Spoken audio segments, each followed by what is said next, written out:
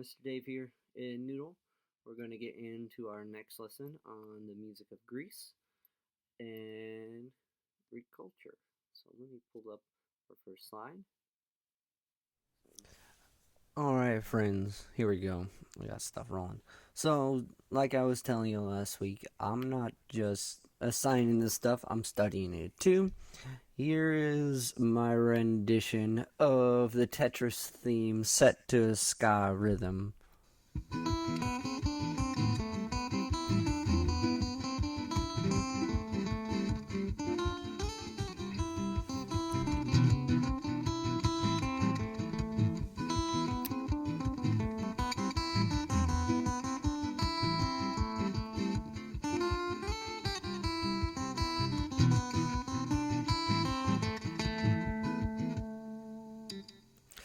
And yeah, Noodle sat there the whole time.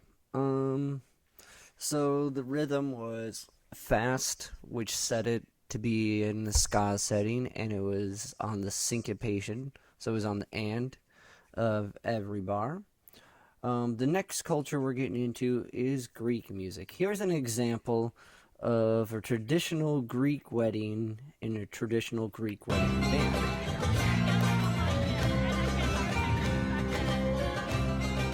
So we got a lot of guitar-looking esque instruments. We got a regular guitar, bass, a drum called a darbuka, 1, 2, 3, 4, 5 bouzouki.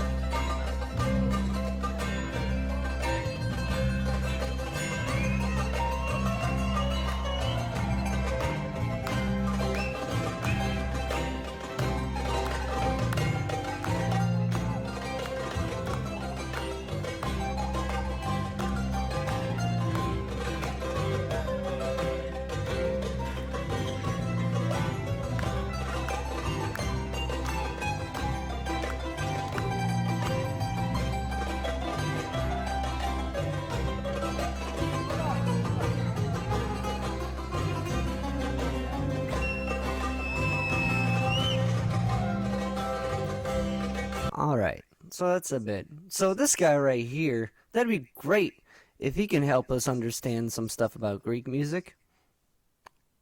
And he's gonna. This is my friend. That was perfect. Awesome. Uh-oh. Whoops. This is my friend Costa. Hi everyone, my name is Konstantinos or Costa. I'm from Ohio. I play the Greek bouzouki, and currently I am studying in Boston, Massachusetts, at the Berklee College of Music with the bouzouki. He's going to be our guest teacher for this our lecture on Greek music. So Greek music is vast and has a very deep philosophical core, and we're going to dive into not only some of the specifics of the music, but also some of the specifics of the philosophy. So let's check this video out. We live in a society obsessed with music. We use music to worship, tell stories, to celebrate, to work, exercise, declare our love, and sometimes our hatred, and arguably, most importantly, to dance. And of course, we play music ourselves because, well, it's a pleasant thing to do. Thousands of years ago, in ancient Greece, when it came to music, things weren't much different. They might have had lyres and tunics instead of MP3 players and jeans, but the ancient Greeks were just as obsessed with music as we are today. In fact, music was such an important part of ancient Greek society that it makes us seem tame by comparison. To really understand just how integral music was to the ancient Greeks, let's begin by acquainting ourselves with a bit of their mythology. In ancient Greek mythology, it was believed that human creativity was the result of divine inspiration from a group of goddesses known as the Muses. While scholars have argued over the years that there are anything between 3 and 13 muses, the standard number accepted today is 9. Each muse oversees her own specific area of artistic expertise, ranging from song and dance to history and astronomy. It might seem strange to categorise history and astronomy as creative pursuits, but the ancient Greeks saw these disciplines as more than just school subjects. These were the hallmarks of civilization in what, to their eyes, was a pretty barbaric world. An educated, civilised person was expected to be proficient in all aspects of creative thought inspired by the Muses, and the common medium through which these disciplines were taught, studied and disseminated was music. You see, it's no coincidence that the word muse is very similar to the word music. It's where the word originates. Poetry, be it a love poem or an epic poem about a dragon-slaying hero, was sung with a musical accompaniment. Dancing and singing, obviously, were accompanied by music. Theatre was always a combination of spoken word and music. History was recounted through song.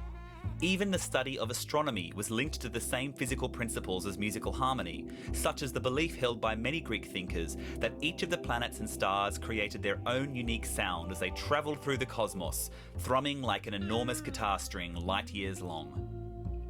However, music pervaded more aspects of their lives than just education.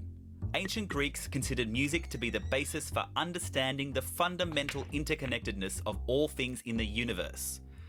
This concept of connectivity is known as harmonia, and it's where we get the word harmony. Music was used as a form of medicine to treat illnesses and physical complaints, as a vital accompaniment to sporting contests, and as a means to keep workers in time as they toiled away on monotonous or menial tasks. One of the most important applications of music in ancient Greek society is found in the belief that music can affect a person's ethos.